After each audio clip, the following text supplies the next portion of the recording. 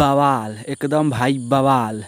पिछले महीनों आज जो ये 5 के उसमें हेलीकॉप्टर का यूज़ भोजपुरी में पहला एल्बम सॉन्ग में किया गया था और उसमें कुछ लड़के थे, लेकिन अब की बार फिर हेलीकॉप्टर और अब की बार 20 हसीनाओं को लगभग साथ में रोमांस पवन सिंह कर रहे हैं। देखिए कितना महंगा वाला बजट गाना शूट हो रहा है, जो कि आप लोग देख रहे हैं।